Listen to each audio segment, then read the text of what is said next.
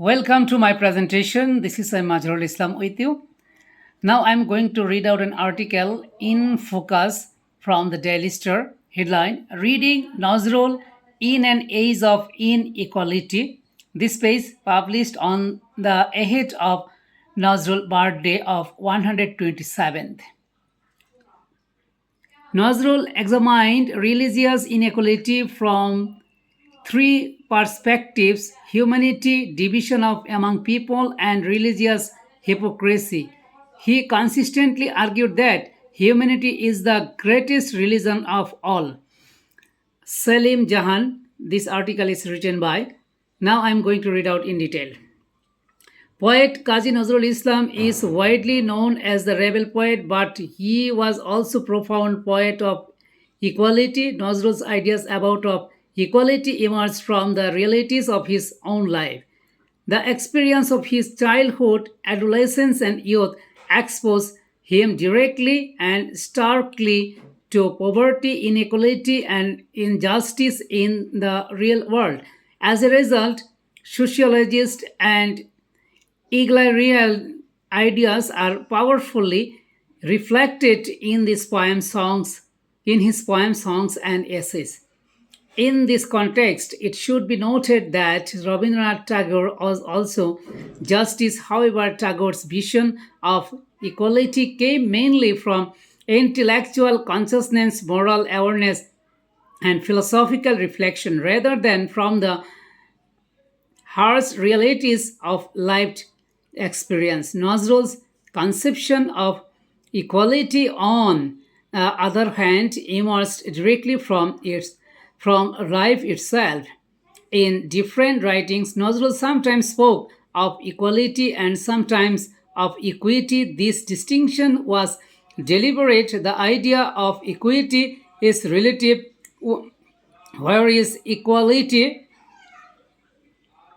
is absolute. When Nazrul spoke of universal humanity, did also from an absolute perspective, but when he discussed equality between men and women, he approached it from relative perspective. In this sense, Nazrul's philosophy of equality operated on two levels, one collective and another individual. At the collective level, Nazrul reached the highest dimension of egalitarian thought. Universal humanity and the welfare of humankind as a whole were central to vision. To him, every human life was valuable and significant. Therefore, he boldly declared, I sing the song of equality, nothing the greater than humanity, nothing more glorious. The essence of the philosophy was to establish all people in equal love, respect, dignity. Nazrul extended this respect and dignity even to the poor. In his poem Daridro, Poverty, he elevated the dignity of poverty to a sublime level. He wrote forcefully, O poverty, you have made me great. You have given me the honor of Christ. You have adorned me with the crown of thorns and given me the fearless of courage rank of expression. Nazrul established the dignity and pride that can exist within poverty on equal footing with wealth itself. This sense of equality and unparalleled, he also expressed this commitment to universal humanity in his famous essay Jana, Amar Jawan Bundi, My Deposition. From the individual perspective, Nazrul viewed equality through the poor and between laborers and capitalists, between religious communities and between men and women. He mocked the inequality between rich and poor. In these lines, you may lie on the upper floor while we remain below. Yet we shall no longer call you gods. That illusion is false today. Nazrul clearly exposed how the wealth of rich and built upon exploitation of the poor.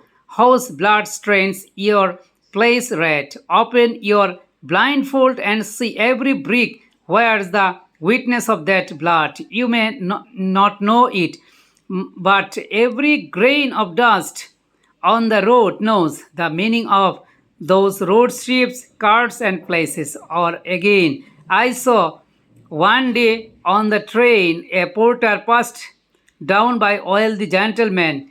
Tears filled my eyes. Must the weak everywhere suffer like this? Yet Nazrul never lost hope, deeply committed to humanity and the belief, and he believed that one day inequality would come to an end. He envisioned a future in which poor would finally receive that was rightfully theirs. He blessed that their day coming. The debt has grown day by day. It must be repaid in full. But that debt remains unpaid even today. Exploitation has not ended.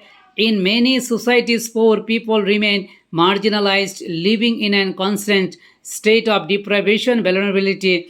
The inequality between laborers and capitalists creates deep social injustice. Workers have become the exploited while capitalists become exploiters. Civilization and development are built upon sweat and blood of laborers, while capitalists accumulate wealth through their exploitation. Thus, the nature of capitalism, inequality, is its defining role. Nazrul therefore wrote, your cars run on the roads, ships sails on the sea, steam engines run on the railways, factories spread across the land.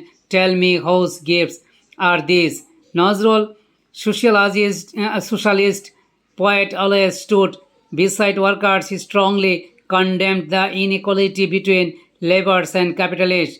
Those steam engines run on the yet gentlemen ride them in comfort, while the laborers fall beneath. Have you paid them fairly? Silence your liars. Tell me how little you give the workers, how many millions of you earned. Nazrul examined religious inequality, three perspective humanity division of the religious hypocrisy. He consistently argued that humanity is the greatest religion of all. Thus, he declared, there is no distinction of country, even land. In every age, humanity is known to all. From this perspective, Nazrul embraced and secularism in his thought. This is why he wrote both Shamas, Songit, and Islamic songs. He proclaimed universal message of humanity. People of all ages, all lands come together and listen to flute of the unity. If one person suffers pain, that pain echoes equality in hearts. The insult of one is shame, all humanity. Nazrul was outspoken against religious narrow mindedness. He identified sectarianism as one of the humanity's greatest obstacles, a champion of free thought and liberal humanism. He called upon people to free themselves from all form of narrowness and prejudice, break open all the locked doors of the heart today, remove every painted covering of skin, let the vast blue air of the sky rush wildly into this breast, open every inch. Formalistic and ritualistic religion creates division among people. God becomes divided into Allah, Bhagavan, God places worship become divided into mosque, temples, and churches. From such division emerges inequality. Nazrul therefore ask, who are you? Persian, Jain, Jew, Santal, Bhil, Garo, follower of Confucius, disciple of Charkaba, speak on, friend, be whatever you wish. Carry any scripture upon your back and mind. Quran, Purana, Veda, Ved, Bible, Tripitaka, read as much as you like, but why this futile labor, this torment of the mind? Why bargain in the marketplace when fresh flowers bloom along the road against such religious inequality? Nazrul's proclaim message of unity. I sing the song of equality where the all barriers division dissolve, where Hindu, Buddhist, Muslim and Christian unite. I sing song of equality. Religion for Nazrul was not contained within dry scripture rituals, ceremonies, nor was it confined place of the worship, the true source of religion in the human heart. Thus he could say, Brother, I have heard no greater truth. There is no temple or Kaaba greater than human heart. However, Nazrul's greatest rebellion was against religious hypocrisy. Any religious practice tramples upon poor lives, hungry and starve, nothing but hypocrisy. Such hypocrisy, division, and inequality among people under the influence, self-appointed guardians, monopolies, religion, then the starving carry out. Alas, the God of their temples prized not yours, or in your mosque or temple, so Lord, there is no claim of humanity.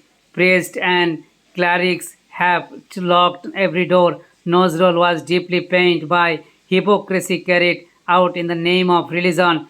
He lamented,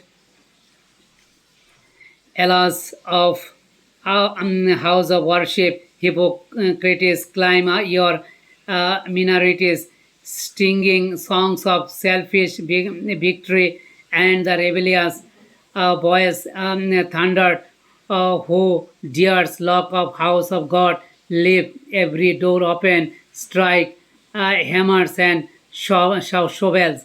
On the issue of gender equality, Nazrul's poem Nari, woman, is one of the clearest expression of the thought. The poem strongly advocates women's rights, social status, empowerment. Nazrul glorified women and mothers, daughters, wives, and beloved companions. He also celebrated women's contribution civilization, yet in doing so he did not always fully articulate women's identity as independent human beings. Still, it must be acknowledged that Nazrul placed women on a remarkable level of quality with men. Thus he declared boldly, I sing the song of equality. In my eyes there is no distinction between men and women. Nazrul gave equal dignity of women's role in human history. Whatever is great and eternally beneficial in this world, half of was created by women, half of by men. Looking outside the future, he called social reform, warned me about a consequence of imprisoning women. Then that age is obsolete when men were not slaves but women were. This is not age of suffering, the age of humanity, the age of age of equality. No one shall remain others prisoner. If men imprison women, then the ages to come, men themselves will suffer in the prison created. Such is the law of age. Oppression will return, oppress the oppressor. After discussing Nazrul philosophy equality, an important question arises: how relevant is it today? We now live in an equal, unstable, and unsustainable world. Contemporary society is marked by inequality between nations, races, religions, socioeconomic groups, ethnic communities, religions, and gender inequality exists both in opportunities within outcomes. In this equal environment, division among the people increasing while excessive individualism has become increasingly dominant. At the personal, social, state levels, unequal power structures have created instability, violence, and terrorism. Social cohesion is weakening, and human tolerance is deteriorating in many ways. This has made society increasingly fragile. In this context, Nazrul vision universal humanity and humanism remains deeply relevant to transform our mentality and moves towards more balanced society. We can return Nazrul's universal humanism. From that humanism, a new journey towards human development may begin. The four dimensions of Nazrul's individual vision of equality remain equally relevant to whether concerning gender equality, economic equality, or the conflict between labor and capital. Despite significant progress, discrimination between men and women still exists in many societies, both in opportunities and outcome. Nazrul's ideas can offer important guidance in overcome such inequalities. Similarly, Nazrul's analysis of the religious inequality of hypocrisy can help confront modern religious extremism, fundamentalism, violence, and terrorism. At a time when communism and religious fanaticism threaten human values, returning to Nazrul may help resist these destructive forces. Nazrul's philosophy of equality remains relevant for all ages because it is rooted in individual human values. However, more discussion and research on this egalitarian thought are necessary so that Nazrul may continue to remain relevant the changing world to the world of the future. Salim Jahan is the former director of Human Development Report Office under the United Nations Development Program and lead author of the Human Development Report. Thanks for watching the video clips. Here is the picture of Nazrul.